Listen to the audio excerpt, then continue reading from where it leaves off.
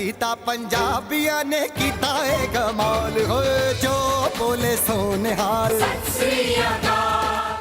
मित्रों, हम पंजाबी चैनल में आपका मैं स्वागत करता हूं। मेरा नाम हिमांशु लव है। आज मैं जिस शख्सियत को आपसे मिलाने वाला हूं उनका नाम श्री जगदीश साधना है। आप पाकिस्तान से आकर के यहाँ बसे, इनके बड़े बड़े उद्योग हैं। आज के इस कार्यक्रम में मैं उनका स्वागत करता हूं। नमस्कार साधना जी। जी नमस्कार। साधना जी, आप वर्तमान में क्या व्यापार कर रहे हैं और आपके परिवार में कितने सदस्य हैं? नाती पोते पोतियां सब जो भी आपके परिवार के सदस्य हैं, हमारे दर्शकों को उसको तफसील से आप अच्छी तरीके से जानकारी दें।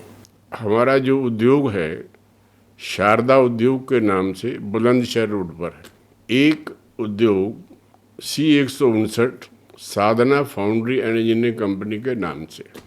एक लड़का श्री राम इंजीनियरिंग कंपनी का काम करता है। मेरे पोते एक रियल एस्टेट में है, राजीव का बेटा वेल टू डू है, 25-30 लड़के उसके नीचे हैं, काम करते हैं। 4 बेटे हैं, एक बेटी है। बेटी मेरी नोएडा में रहती है, बहुत सुखी है। अब उसके बेटे की भी शादी हो गई।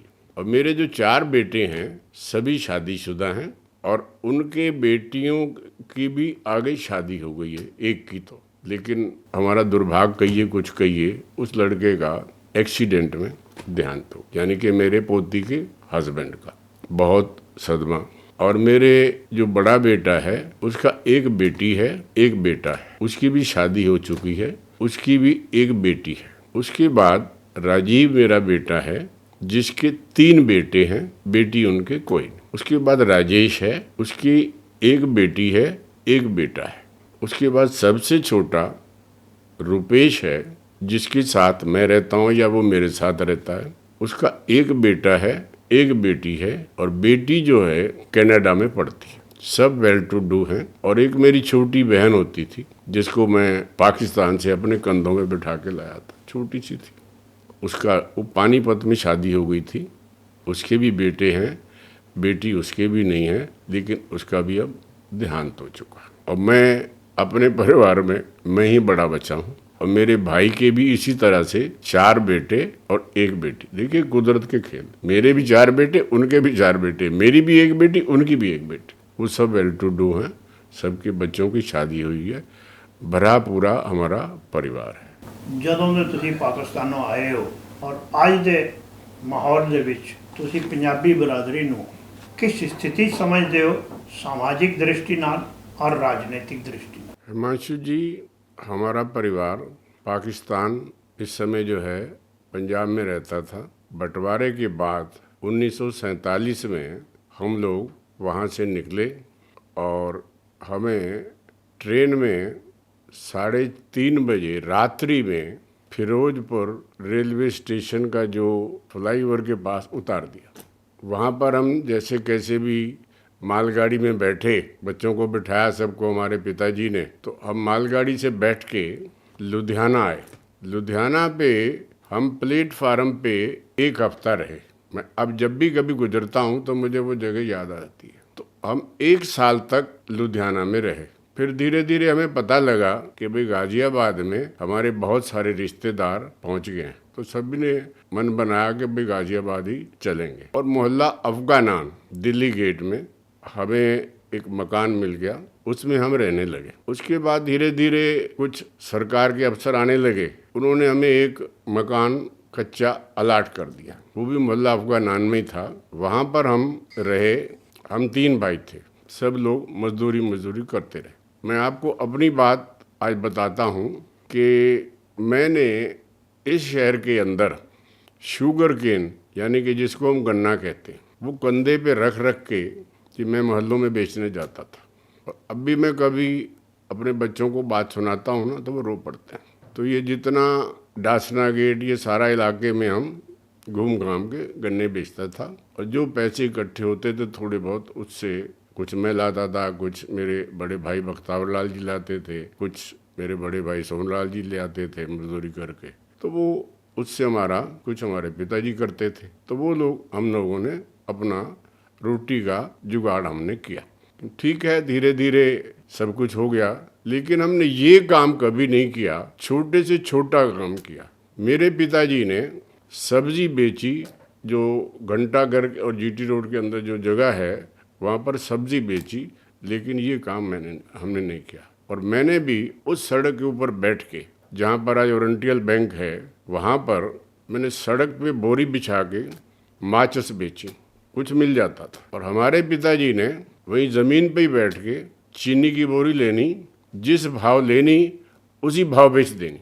शाम को क्या होता था, खाली बोरी बचती थी, वो 5 रुपए की बिक जाती थी, वो 5 रुपए उनको मिल गए। इस तरह से करके हम लोगों ने अपना पेट भरना हमारा चालू। मेरे से जो बड़े भाई थे बख्तावर लाल जी, तो दिल्ली आयरन स्टील कंपनी है, उसको हम सरिया मिल कहते थे, जो कि सेठ जयप्रकाश की थी। वहाँ पर ढलाई घर के अंदर काम करना शुरू किया। मेहनती तो थे ही, धीरे धीरे वो कारीगर बन गए। वहाँ अच्छी उस हिसाब से तनख्वाह उनको मिलने लग गई, तो हमारी जीविका ठीक ठाक चलने लगी। तो मैंने भी एडमिशन ले लिया महानंद मिशन में। 8वीं तक मैंने वहाँ पर शिक्षा प्राप्त की, तो लेकिन वहाँ का कुछ खर्चा ऐसा रहा कि भाई हम नहीं दे पाए। लेकिन मेरे बड़े भाई ने कहा नहीं, तुझे तो पढ़ना ही पढ़ना पड़ेगा। मैंने कि नहीं, घर में गुजारा नहीं होता, तो नहीं, हम कैसे भी करेंगे, तुझे पढ़ाएंगे। तो फिर मैं वहाँ से निकल के 9वीं क्लास में शंभू दयाल में आ गया। तो 12वीं तक, इंटर क्लास तक मैं वहाँ पढ़ा, और उसके बाद मेरी शादी हो गई सन 60 के अंदर। इंटर करने के बाद एक छोटी सी फैक्ट्री पंचशील आयरन फाउंड्री से के नाम से हमने लगाई, जो कि हमें जगह दिलवाई आपके ताऊ जी ने, मनमोहन वैद्य जी ने। उसमें हमारी पार्टनरशिप हमारे बहनोई मोहनलाल रहेजा और उनके बहनोई मुल्कराज मुरादिया और मेरे बड़े भाई जो बख्तावर लाल थे, और मैं उसमें पार्टनर बन गए। तो ढलाई का काम हमने शुरू कर दिया। उस समय गाज़ियाबाद के अंदर काफ़ी हमारे जैसे लोग थे, जिन्होंने बड़ी मेहनत के साथ काम किया, और छोटे छोटे कारखाने कहीं किराए पे लेके, कहीं भाईवाली पार्टनरशिप करके लगाए, जो कि डीजल इंजन बनाते थे। कोई कास्टिंग करता था, कोई कनेक्टिंग राड बनाता था। तो धीरे धीरे एक फैक्ट्री हमने लगाई दिल्ली गेट के अंदर, दिल्ली गेट से बाहर, जो कब्रिस्तान का कुछ क्षेत्र भी पड़ता है। उसका नाम हमने रखा था स्काईलार्क इंजीनियरिंग कंपनी। उसमें आपने भी हमारा कुछ मदद करी, यानी आपके परिवार ने। चल निकली, इंजन बनाते थे। इंजन भी इस तरह से बनाते थे कि छोटी सी जगह होती थी, वहीं इंजन स्टार्ट करना, वहीं बराबर में टेबल रखी हुई है, वहीं कुर्सी रखी हुई, कुछ छींटे भी हमारे ऊपर पड़ती रहती थी। लेकिन किसको छींटे की परवाह होती थी, काम करने की शौक था, काम किया। धीरे धीरे 4 पैसे आने लगे, क्योंकि खर्चे ऐसे होते नहीं थे, ना कोई ऐसे शौक होते थे। शौक तो उन लोगों का होता है जिनके पास 4 पैसे होते हैं। तो वो चीज़ हम धीरे धीरे उसमें कामयाब हो गए, और इतनी ईश्वर की कृपा रही। इस गाज़ियाबाद का नाम दक्षिण में जाके पंडित नेहरू ने, उस समय वो प्रधानमंत्री थे, गाज़ियाबाद में आए थे, फैक्ट्रियां देखी, गुरु नानक इंजीनियरिंग कंपनी देखी, पंजाब ऑयल एक्सपेलर उन्होंने कंपनी देखी। पंजाब ऑयल एक्सपेलर के जो कर्ता धर्ता थे वजीर चंद जी हुआ करते, जो कि गाज़ियाबाद के चेयरमैन भी बने थे। और 80 हार्स पावर का engine Guru Nanak engineering company ने बनाया था। ये एक बहुत बड़ी उपलब्धि, और गवर्नमेंट का इसके अंदर कोई योगदान नहीं, किसी ने कोई लोन नहीं लिया। उस समय कोई ऐसे सिस्टम ही नहीं थे। तो वो उन्होंने जाके साउथ में कहा था, कुछ सीखना है तो गाज़ियाबाद के उन लोगों से सीखो जो पाकिस्तान बना है, जिसमें लुटे पिटे आए, उन्होंने ये काम करके दिखाया। ये है हमारे पंजाबियों के अंदर काम करने का मादा, और वही मादा आज हमारे बच्चों में, हमारी सारी बरादरी में आज भी है। सब तो पहला मैं ये कहूँगा कि राष्ट्रीय सोच दे लोगों ने, और समाज विच बड़ी नेक नीयत नाल अपना काम करते ने, और समाज विच पूरी इज्जत है, और उससे समाज का ਇੱਕ ਸਾਨੂੰ ਦੇਣ ਹੈ ਰਾਵੀ ਸਭਾ ਰਜਿਸਟਰਡ, जिंदा के मैं अध्यक्ष भी हूँ। और ये रावी सभा ने आपका भवन बनाया हुआ है और उन रावी सभा किसी दे परिचय दी मोहताज नहीं। सारी दुनिया जानती है इस क्षेत्र की कि रावी सभा की काम करती है। असी आपदे बच्चों नूं यानी कि समाज के बच्चों नूं ਜਿਹੜੇ अच्छे नंबर लैके आउंदे ने उन्हां नूं पारितोषक दिंदे आ, इनाम दिंदे आ और कुछ माली मदद भी करते हैं। और ਜਿਹੜੇ ਗਰੀਬ ਪਰਿਵਾਰ ਨੇ ਸਾਡੇ, ਅਸੀਂ ਅਨਾਉਂਸ ਕੀਤਾ ਹੋਇਆ ਕਿ ਅਸੀਂ ਉਸ ਸ਼ਾਦੀ 'ਚ ਮਦਦ ਕਰਾਂਗੇ ਔਰ ਅਸੀਂ ਕਰ ਵੀ ਰਹੇ ਹਾਂ। ਅਸੀਂ ਕਦੀ ढंडोरा नहीं पिटिया ਇਹਨਾਂ ਦੇ ਤਰ੍ਹਾਂ ਲੋਕਾਂ ਤਰ੍ਹਾਂ ਕਿ हमने ये कर दिया हमने वो कर दिया, ਅਸੀਂ ਕਦੀ ਨਹੀਂ ਕਰਦੇ। ਲੇਕਿਨ ਲੋਕਾਂ ਨੂੰ ਪਤਾ ਹੈ ਇਹ ਤਾਂ ਹੈ ਜੀ ਸਾਡੀ ਸਮਾਜ ਦਾ ਸਿਸਟਮ। ਸੁੱਖ ਦੁੱਖ 'ਚ ਅਸੀਂ ਜੋ ਸੇਵਾ ਕਰ ਸਕਦੇ ਹਾਂ ਉਹ ਅਸੀਂ ਕਰਦੇ ਹਾਂ। ਦੂਜਾ ਸਵਾਲ ਤੁਹਾਡਾ ਹੈ ਰਾਜਨੀਤਿਕ ਵਿੱਚ। ਮੈਨੂੰ ਬੜਾ ਅਫਸੋਸ ਲੱਗਦਾ, ਬਹੁਤ ਅਫਸੋਸ ਲੱਗਦਾ ਇਸ ਸਮਾਜ ਦੇ ਉੱਤਰ ਅੱਜ ਤੱਕ ਨਾ ਕੋਈ ਲੰਬੇ ਚੌੜੇ ਪਾਰਸ਼ਦ ਨੇ। ਇਸ ਵੇਲੇ ਇੱਕ ਵੀ ਪਾਰਸ਼ਦ ਪੰਜਾਬੀ ਸਮਾਜ ਦਾ ਨਹੀਂ ਹੈ। ਇੱਕ ਹੈ ਬਲਦੇਵ ਰਾਜ ਸ਼ਰਮਾ ਦਾ ਪੋਤਰਾ, ਉਹ ਮੈਂ ਉਹ ਦੋ ਪਾਸੇ ਨੇ, ਉਹ ਪੰਡਿਤ ਜੀ ਵੀ ਹਨ और पंजाबी भी। और कोई साबित कर दो कि गाजियाबाद 100 पार्षद हैं, एक भी पार्षद बनने के काबिल नहीं। ये तो जी साडी भारतीय जनता पार्टी च होया। पार्षद पंजाबी समाज का कोई नहीं, विधायक पार्टी पंजाबी समाज का कोई नहीं, मेयर अज तक नहीं बनया पंजाबी समाज का कोई। एक किसी जमाने सरदार तेजा सिंह MLA बने, वो भी कांग्रेस ने बनवाया 1951 ਤੋਂ ਲੈ ਕੇ 57 शुरू की गल। उसके बाद कहानी खत्म। तो हमारे बहनोई जो मोहनलाल रहेजा गाजियाबाद में जनसंघ के पहले अध्यक्ष बने थे। पहले हम उन फैमिलियों में से हैं जिन्होंने इस भारतीय जनता पार्टी को फर्श से अर्श तक पहुंचाया। कि आज बातें करते हैं लोग, पुराने इतिहास को भूल गए। ये दिनेश चंद गर्ग को चेयरमैन बनाया, आज ये बातें करते। चेयरमैन हमने वापसी करी, यानी कि मोहन रहेजा की कुर्बानी। और कुर्बानी किसने कराई? सुंदरदास मक्कड़ ने, अपने ही परिवार की। लेकिन कभी परिवार नहीं देखा पंजाबियत ने, पंजाबियों ने परिवार देखा नहीं। उन्होंने देश हित को हमेशा आगे रखा है। पंजाबी समाज ਨੂੰ ਛੱਡ ਕੇ त्यागी समाज, ब्राह्मण समाज, वैश्य समाज, सारे समाज विधायक हैं, पंजाबी कोई नहीं। किसी पंजाबी ਨੂੰ ਇਹ ਮਨ 'ਚ ਗਿਲਾ ਨਹੀਂ ਕਿ ਅਸੀਂ ਉਹਨਾਂ ਨੂੰ ਟਿਕਟ ਨਹੀਂ ਮਿਲੀ, ਅਸੀਂ ਇਹਨਾਂ ਨੂੰ ਵੋਟ ਨਹੀਂ ਦੇਣੇ। ਸਾਰਿਆਂ ਨੇ ਵੋਟ ਦਿੱਤੇ, ਕਿਸੇ ਦੇ ਮਨ 'ਚ ਇਹ ਗੱਲ ਆਈ ਨਹੀਂ, ਕਦੀ ਨਾ ਕਦੀ ਆਏਗੀ। ਸਾਧਨਾ ਜੀ, ਇੱਕ ਚੀਜ਼ ਮੈਂ ਪੁੱਛਣਾ ਚਾਹਾਂਗਾ ਕਿ ਪਰਿਵਾਰ ਦੇ ਜਿਹੜੇ ਬੱਚੇ ਨੇ, ਪੋਤੇ ਪੋਤੀਆਂ ਨੇ, ਬੇਟੇ ਨੇ, ਬਹੂਆਂ ਨੇ, ਇਹ ਘਰ ਵਿੱਚ ਪੰਜਾਬੀ ਬੋਲਦੇ ਨੇ ਜਾਂ ਨਹੀਂ ਬੋਲਦੇ, ਜਾਂ ਆਪਣੇ ਆਪ ਨੂੰ ਪੰਜਾਬੀ ਕਹਿਣੇ 'ਚ गर्व महसूस करते हैं या नहीं करते, इस बारे थोड़ा की कहना? पहला थोड़ा सवाल है कि पंजाबी बोलते ने कि नहीं बोलते। हाँ जी, मैनू बड़ा अफसोस है कि साढ़े बच्चे हुण पंजाबी बहुत घट बोलते हैं, बहुत घट बोलते हैं। उनका कारण है कि असी उन्होंने इस पासे टोरिया ही नहीं। ये साडी कमजोरी है। कदी कदी मैं चर्चा करदा कि बई तुसी आपदी जड़ां नूं ना छड्डो, जड़ां नूं मजबूत रखो। मेरा मतलब साफ है कि आपदे पंजाबीयत नूं, पंजाबी भाषा बोलिया करो। बाहर नहीं बोल सकते तो घर ते बोलो, लेकिन थोड़ा थोड़ा मैं उकसा रहा इन्हां नूं, समझा रहा। लेकिन बहुत घट बोलते हैं, जिहड़ी कि साडे हत्थ ते गल ठीक नहीं, सानूं बोलनी चाहिए।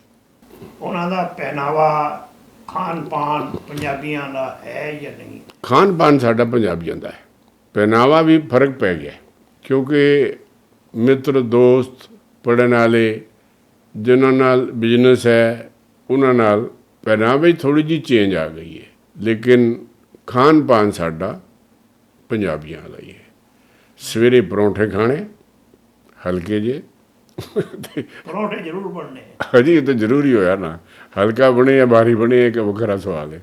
अचार खा लेना, कदी कदी ते अमना रोटी खा लेनी, ये तो चलदा साडे। असी आइसक्रीम या कुल्फी जमाने हैं ना, वो बाज़ारों ले आते हैं, मैं बंद करती है। घर बनेगी, घर बन के खाने ਬੜਾ ਸਵਾਦ ਹੁੰਦਾ, ਕਹਿੰਦੇ ਡੈਡੀ ਤੇ ਕਰ ਠੀਕ ਕਰਦੀ ਤੁਸੀਂ। ਐਸੀ ਹੈ। ਬੱਚੇ ਪੰਜਾਬੀ ਆਪਣੇ ਆਪ ਨੂੰ ਪੰਜਾਬੀ ਕਹਿਣ 'ਚ ਗਰਵ ਮਹਿਸੂਸ ਕਰਦੇ? ਬਿਲਕੁਲ ਗਰਵ ਕਰਦੇ ਨੇ, ਜੰਮ ਕੇ ਕਹਿੰਦੇ ਨੇ ਕਿ ਪੰਜਾਬੀ ਆਪਣੇ ਆਪ 'ਚ ਇੱਕ ਮਿਸਾਲ ਹੈ, ਉਹ ਅਸੀਂ ਹਾਂ। ਇਹ ਲੋਕਾਂ ਨੇ ਐਵੇਂ ਫੈਲਾਇਆ ਹੋਇਆ ਹੈ ਕਿ ਪੰਜਾਬੀ ਪਿਅੱਕੜ ਨੇ, ਮਾਸ ਖਾਂਦੇ ਨੇ। ਇੱਕ ਸਵਾਲ ਮੈਂ ਤੁਹਾਨੂੰ ਹੋਰ ਕਰਾਂਗਾ, ਅਜੇ ਤੱਕ ਦਾ ਅਸੀਂ ਜਿੰਨੇ ਸਵਾਲ ਕੀਤੇ ਤੁਹਾਨੂੰ ਉਹ ਪਾਕਿਸਤਾਨੋਂ ਆਉਣ ਦੇ ਕੀਤੇ, ਲੇਕਿਨ ਪਿਛਲੇ ਕੁਝ ਸਮੇਂ 'ਚ ਜਿਹੜਾ ਭਾਰਤੀ ਪੰਜਾਬ ਹੈ, ਭਾਰਤ ਵਰਸ਼ ਵਾਲਾ ਪੰਜਾਬ, ਉੱਥੇ ਆਤੰਕਵਾਦ ਬਹੁਤ ਹਾਵੀ ਰਿਹਾ। ਤੁਹਾਡਾ ਕਹਿਣ ਦਾ ਮਤਲਬ ਹੈ ਲੁਧਿਆਣਾ, ਲੁਧਿਆਣਾ, ਅੰਮ੍ਰਿਤਸਰ, ਜਲੰਧਰ, ਹਾਂ, ਉਹ ਸਾਰਾ ਇਲਾਕਾ ਹੀ ਹੋ ਗਿਆ ਨਾ। ਇਹ ਜਿਹੜਾ ਪੰਜਾਬ ਹਿੰਦੁਸਤਾਨ ਵਿੱਚ ਆਉਂਦਾ ਹੈ, ਉਹ ਸੰਨ 84 ਦੇ ਦੰਗਿਆਂ ਦੇ ਬਾਅਦ ਜਾਂ ਉਸ ਆਤੰਕਵਾਦ ਦੇ ਸਮੇਂ 'ਚ ਵੀ ਇੱਥੇ ਕੁਝ ਵਪਾਰੀ ਪੰਜਾਬ ਤੋਂ ਉੱਤਰ ਪ੍ਰਦੇਸ਼ ਵਿੱਚ ਭਿੰਨ ਸ਼ਹਿਰਾਂ 'ਚ ਆ ਕੇ ਆਏ ਨੇ ਕਿ ਨਹੀਂ ਆਏ, ਔਰ ਕਿਹੜੀ ਬਰਾਦਰੀ ਦੇ ਬੰਦੇ ਆਏ ਹੋਣੇ ਨੇ? ਮੇਰੇ ਖਿਆਲ ਵਿੱਚ ਵੈਸ਼ ਸਮਾਜ ਦੇ ਵੀ ਜਿਹੜੇ ਪੰਜਾਬ ਵਿੱਚ ਦੇਖੋ ਜੀ, ਪੰਜਾਬੀਆਂ ਨੂੰ ਇਹ ਕਹਿਣਾ ਕਿ ਬਈ ਇਹਨਾਂ 'ਚ ਹੋਰ ਜਾਤਾਂ ਨਹੀਂ ਹੁੰਦੀਆਂ, ਸਾਰੀਆਂ ਹੁੰਦੀਆਂ ਨੇ, ਜਿਵੇਂ ਬਨੀਆਂ 'ਚ ਹੁੰਦੀਆਂ ਨਾ, ਇਹਦੇ 'ਚ ਵੀ ਹੁੰਦੀਆਂ ਨੇ। ਲੇਕਿਨ ਇਹ ਤਾਂ ਨਹੀਂ ਕਹਿ ਸਕਦੇ ਕਿ ਬਈ ਇਹ ਵੈਸ਼ ਸਮਾਜ ਨਹੀਂ ਹੈ। ਪੰਜਾਬੀਆਂ 'ਚ ਪੰਡਿਤ ਵੀ ਹੁੰਦੇ ਨੇ, ਪੰਜਾਬੀਆਂ 'ਚ ਗੋਸਵਾਮੀ ਵੀ ਹੁੰਦੇ ਨੇ, ਪੰਜਾਬੀਆਂ 'ਚ ਗੁਰਦੁਆਰੇ ਨੂੰ ਮੰਨਣ ਵਾਲੇ ਵੀ ਹੁੰਦੇ ਨੇ, ਪੰਜਾਬੀਆਂ 'ਚ ਮੰਦਰਾਂ ਨੂੰ ਮੰਨਣ ਵਾਲੇ ਵੀ ਹੁੰਦੇ ਨੇ। ਸਾਰੀਆਂ ਜਾਤਾਂ ਪੰਜਾਬੀਆਂ 'ਚ ਵੀ ਹੁੰਦੀਆਂ ਨੇ। ਕੋਈ ਖੱਤਰੀ ਹੈ, ਕੋਈ ਅਰੋੜਾ ਹੈ, ਮੂਲ ਤੇ ਉਹ ਪੰਜਾਬੀ ਹੈ। ਜੇ ਪਾਕਿਸਤਾਨ ਨਾ ਬਣਦਾ ਤੇ ਜਲੰਧਰ ਦਾ ਤੇ ਅੰਮ੍ਰਿਤਸਰ ਦਾ ਤੇ ਲਾਹੌਰ ਦਾ ਔਰ ਮਿੰਟਗੁਮਰੀ ਦਾ ਫਰਕ ਹੀ ਪੈਣਾ ਸੀ, ਇੱਕੋ ਜੀ ਗੱਲ ਹੈ। ਅੱਜ ਵੀ ਉੱਥੇ ਪੰਜਾਬੀ ਬੋਲਦੇ ਨੇ ਜਿਹੜੇ ਮੁਸਲਮਾਨ ਨੇ। ਹਾਂ, ਤੇ ਪੰਜਾਬੀ ਬੋਲਦੇ ਨੇ ਉਹ, ਇਹ ਗੱਲ ਥੋੜੀ ਹੈ। ਮੈਂ ਮੁਹੱਲਾ ਅਫਗਾਨਾਨ 'ਚ ਰਹਿੰਦਾ ਸੀ, ਉੱਥੇ ਮੁਸਲਮਾਨਾਂ ਦਾ ਮਹੱਲਾ ਸੀ, ਉਹਨਾਂ ਦੇ ਰਿਸ਼ਤੇਦਾਰ ਆਉਂਦੇ ਸੀ, ਉਹ ਪੰਜਾਬੀ ਬੋਲਦੇ ਸੀ। ਇਹ ਤੇ ਕੋਈ ਐਸੀ ਗੱਲ ਨਹੀਂ ਹੈ ਕਿ ਜਿਹੜੇ ਪੰਜਾਬ 'ਚੋਂ ਆਏ ਉਹਨਾਂ ਨੇ ਇੱਥੇ ਉਦਯੋਗ ਵੀ ਲਗਾਏ, ਖੂਬ ਚੱਲੇ। ਤੁਹਾਡੇ ਇੰਡਸਟਰੀਅਲ ਏਰੀਆ ਦਾ ਜਿਹੜਾ ਇਸ ਵੇਲੇ ਅਧਿਅਕਸ਼ ਹੈ, ਮੈਨੂੰ ਨਾਮ ਭੁੱਲ ਜਾਂਦਾ, ਉਹ ਪੰਜਾਬ ਦਾ। ਇਸ ਤਰ੍ਹਾਂ ਕਰਕੇ ਬੜੀ ਇੰਡਸਟਰੀ ਲਾਈ ਉਹਨਾਂ ਨੇ ਇੱਥੇ ਪੰਜਾਬੀਆਂ ਦੀ। ਇਹ ਕੋਈ ਗੱਲ ਨਹੀਂ ਹੈ ਕਿ ਬਈ ਪੰਜਾਬੀਅਤ ਇੱਕ ਜੀਵਨ ਸ਼ੈਲੀ ਹੈ, ਸਾਰੇ ਸਮਾਜ ਇਹਦੇ ਸਮਾਹਿਤ ਹਨ। ਬਲਕਿ ਮੈਂ ਤਾਂ ਇਹ ਕਹਾਂਗਾ ਕਿ ਅਸੀਂ ਅਨਪੜ੍ਹ ਇਲਾਕੇ 'ਚੋਂ ਨਿਕਲ ਕੇ ਪੜ੍ਹੇ ਲਿਖਿਆਂ 'ਚ ਆ ਗਏ। ਹੋ ਸਕਦਾ ਅਸੀਂ ਉੱਥੇ ਹੀ ਰਹਿ ਜਾਂਦੇ ਤੇ ਸਾਡੇ ਬੱਚੇ ਅੱਜ ਇੰਨੇ ਹੁਸ਼ਿਆਰ ਨਾ ਬਣਦੇ। ਅਸੀਂ ਸੋਚਿਆ ਵੀ ਨਹੀਂ ਸੀ ਕਿ ਸਾਡੇ ਬੱਚੇ ਵੀ ਕੈਨੇਡਾ ਜਾਣਗੇ, ਅਮਰੀਕਾ ਜਾਣਗੇ, ਵਿਦੇਸ਼ 'ਚ ਪੜ੍ਹਨਗੇ। ਲੇਕਿਨ ਇੱਕ ਗੱਲ ਮੈਂ ਦੱਸ ਦਿਆਂ ਕਿ ਮੇਰੀ ਪੋਤੀ ਕੈਨੇਡਾ ਪੜ੍ਹਦੀ ਹੈ, ਅੱਜ ਕੱਲ੍ਹ ਘਰ ਆਈ ਹੋਈ ਛੁੱਟੀਆਂ 'ਤੇ। ਦੂਜੇ ਤੀਜੇ ਦਿਨ ਮੇਰੀ ਗੱਲ ਹੁੰਦੀ ਹੈ, ਰਾਧੇ ਰਾਧੇ ਬੋਲਦੀ ਮੇਰੇ ਨਾਲ। ਮੈਂ ਉਹਨੂੰ ਸਿਖਾ ਕੇ ਭੇਜਿਆ ਸੀ, ਮੈਂ ਦੇਖ ਵੀ ਗੱਲ ਸੁਣ, ਇਹ ਬਿਲਕੁਲ ਨਹੀਂ ਭੁੱਲਣਾ। ਇਸ ਮਿੱਟੀ ਨੂੰ ਪ੍ਰਣਾਮ ਕਰਕੇ ਤੂੰ ਵਧੀ ਹੈ, ਬੜੀ ਹੋਈ ਹੈ, ਇੱਥੇ ਪੜ੍ਹੀ ਹੈ, ਤੂੰ ਉੱਚੀ ਸਿੱਖਿਆ ਗ੍ਰਹਿਣ ਕਰਨ ਵਾਸਤੇ ਉੱਥੇ ਜਾ ਰਹੀ ਹੈ, ਠੀਕ ਹੈ, ਲੇਕਿਨ ਰਾਧਾ ਨਾਮ ਨਹੀਂ ਭੁੱਲਣਾ। ਔਰ ਮੈਂ ਅੱਜ ਵੀ ਰਾਧਾ ਮਾਧਵ ਸੰਕੀਰਤਨ ਮੰਡਲ ਅਧਿਅਕਸ਼ ਹਾਂ। ਔਰ ਸਾਡੀਆਂ ਇਸ ਦੇਸ਼ ਦੇ ਅੰਦਰ 26 ਬ੍ਰਾਂਚਾਂ ਨੇ, 26 ਸ਼ਹਿਰਾਂ 'ਚ ਸਾਡੇ ਮੰਡਲ ਹਨ। ਔਰ ਮੈਂ ਇੰਨਾ ਤਾਕਤਵਰ ਬੰਦਾ ਹਾਂ ਕਿ 26 ਵਿਧਾਨ ਸਭਾ ਔਰ 10 ਲੋਕ ਸਭਾ ਸੀਟਾਂ ਨੂੰ ਇਫੈਕਟ ਕਰਦਾ। ਔਰ ਸਾਰੇ ਦੇ ਸਾਰੇ ਇਹ ਜਾਣਦੇ ਨੇ ਕਿ ਬਾਊ ਜੀ ਕਿਸ ਪਾਰਟੀ ਨੂੰ ਬਿਲੋਂਗ ਕਰਦੇ ਨੇ। ਉਹ ਸਾਰੇ ਸਪੋਰਟ ਕਰਦੇ ਨੇ ਭਾਰਤੀ ਜਨਤਾ ਪਾਰਟੀ ਨੂੰ। ਇਹਨਾਂ ਨੂੰ ਸਾਰਿਆਂ ਨੂੰ ਪਤਾ ਹੈ ਵੈਸੇ ਇਸ ਗੱਲ ਦਾ। ਉਹਦੇ ਬਾਵਜੂਦ ਵੀ ਇਹਨਾਂ ਦੀ ਅੱਖਾਂ 'ਤੇ ਚਰਬੀ ਚੜ੍ਹੀ ਹੋਈ ਹੈ। ਜਦੋਂ ਤੁਸੀਂ ਪਾਕਿਸਤਾਨ ਆਉਂਦੇ ਸੀ ਤੇ ਉੱਥੇ ਤੁਹਾਡਾ ਕੀ ਕੰਮਕਾਰ ਸੀ? ਖੇਤੀ ਸੀ ਜਾਂ ਕੋਈ ਵਪਾਰ ਕਰਦੇ ਸੀ, ਆੜਤ ਕਰਦੇ ਸੀ? ਇਸ ਬਾਰੇ 'ਚ ਤੁਸੀਂ ਅਸੀਂ ਮਿੰਟਗੁਮਰੀ ਦੇ ਇੱਕ ਪਿੰਡ ਹੈ ਕੋਟ ਦੇਵਾ ਮੱਲ, ਜਿਹੜਾ ਰਾਵੀ ਨਦੀ ਤੋਂ 3 ਕਿਲੋਮੀਟਰ ਪਹਿਲਾਂ ਪੈਂਦਾ। ਉੱਥੇ ਅਸੀਂ ਔਰ ਸਾਡੇ ਚਾਚੇ ਦਾ ਪਰਿਵਾਰ, ਇੱਕ ਬੜਾ ਵੱਡਾ ਹਾਤਾ ਹੁੰਦਾ ਸੀ ਸਾਡਾ। ਉਹਦੇ ਸੈਂਟਰ 'ਚ ਇੱਕ ਹੈਂਡ ਪੰਪ ਸੀ। ਇੱਕ ਪਾਸੇ ਉਹ ਰਹਿੰਦੇ ਸੀ, ਇੱਕ ਪਾਸੇ ਮੇਰੇ ਪਿਤਾ ਜੀ ਰਹਿੰਦੇ ਸੀ। ਔਰ ਮੇਰੇ ਪਿਤਾ ਜੀ ਦੁਕਾਨ ਕਰਦੇ ਸੀ, ਦੁਕਾਨ ਦੇ ਨਾਲ ਆੜਤ ਦਾ ਕੰਮ ਕਰਦੇ ਸੀ। ਆੜਤ ਦੇ ਕੰਮ 'ਚ ਨਰਮਾ ਕਹਿੰਦੇ ਜਿਹਨੂੰ, ਰੂਈ, ਕਾਟਨ, ਕਪਾਸ, ਇਹ ਕੰਮ ਵੀ ਨਾਲ ਕਰਦੇ ਸੀ। ਔਰ ਉਸ ਟਾਈਮ 'ਚ ਆਪਦੇ 'ਚ ਵੈਲ ਟੂ ਡੂ ਸੀਗੇ, ਠੀਕ ਠਾਕ ਸੀ। ਔਰ ਇੱਕ ਗੱਲ ਅੱਜ ਮੈਂ ਹੋਰ ਤੁਹਾਨੂੰ ਦੱਸ ਦਿਆਂ, ਸਾਡੇ ਘਰ 'ਚ ਇੱਕ ਬੇਰੀ ਹੁੰਦੀ ਸੀ, ਜਿੰਦੇ ਬੇਰ ਲੱਗਦੇ ਨੇ, ਸਿਉ ਬੇਰ ਨਹੀਂ ਦੂਜੇ ਬੇਰ। ਔਰ ਪਿੰਡ 'ਚ ਗਾਵਾਂ 'ਚ ਜਿਹੜੀ ਵੀ ਦੁਲਹਨ ਨਵੀਂ ਆਉਂਦੀ ਸੀ, ਵਿਆਹ ਹੁੰਦਾ ਸੀ, ਉਹ ਸਾਡੇ ਘਰ ਆਉਂਦੇ ਸੀ, ਉੱਥੇ ਮੱਥਾ ਟੇਕਦੇ ਸੀ उस बेरी ਨੂੰ। ਬੇਰੀ ਨੂੰ। ਸਾਡੀ ਮਾਂ ਉਹਨਾਂ ਨੂੰ ਗੋਲਾ ਤੇ ਚਵਾਨੀ ਦਿੰਦੀ ਹੁੰਦੀ ਸੀ ਆਸ਼ੀਰਵਾਦ। ਇਹ ਔਰ ਇੱਕ ਸਾਡੇ ਘਰ 'ਚ ਸਾਨੂੰ ਵਰਦਾਨ ਮਿਲਿਆ ਸੀ, ਕਹਿੰਦੇ ਨੇ ਕਿਸੇ ਨੂੰ ਚੁੱਕ ਪੈ ਜਾਂਦੀ ਹੈ ਨਾ ਕਮਰ 'ਚ, ਧੱਕਾ ਮਾਰਦੇ ਠੀਕ ਹੋ ਜਾਂਦੀ ਸੀ। ਪਰ ਉਹਨੂੰ ਚੜਦੇ ਸੀ ਕਿ ਪਿੱਛੇ ਮੁੜ ਕੇ ਨਹੀਂ ਵੇਖਣਾ, ਚਾਹੇ ਉਹਦੇ ਦੰਦ ਟੁੱਟ ਜਾਣ। ਇਹ ਵੀ ਸੀ ਗੱਲ। ਔਰ ਅਕਸਰ ਹੋ ਜਾਂਦੇ ਸੀ।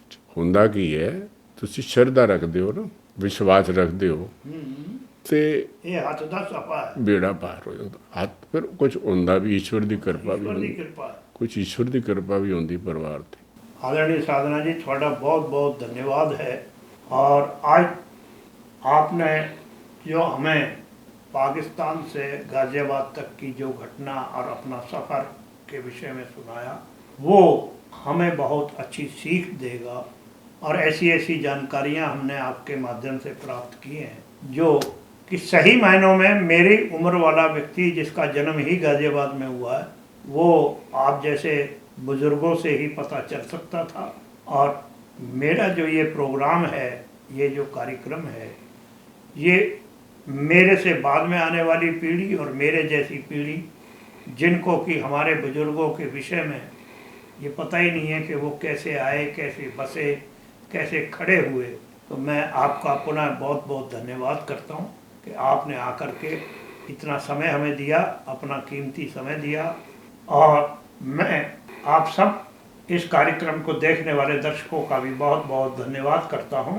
और आप हमारे साथ जुड़े रहें। आने वाले एपिसोड में हम आपकी मुलाकात गाज़ियाबाद की कुछ इसी प्रकार की एक और शख्सियत से आपको मिलवाएंगे। धन्यवाद। आपका बहुत बहुत धन्यवाद। और जब कभी भी मेरी आवश्यकता हो, मैं हर समय आपके लिए हाजिर हूँ, और समाज के लिए तो मैं हमेशा समर्पित हूँ। धन्यवाद। जद कीता पंजाबिया ने कीता है कमाल, हो जो बोले सोने हाल। सत श्री अकाल।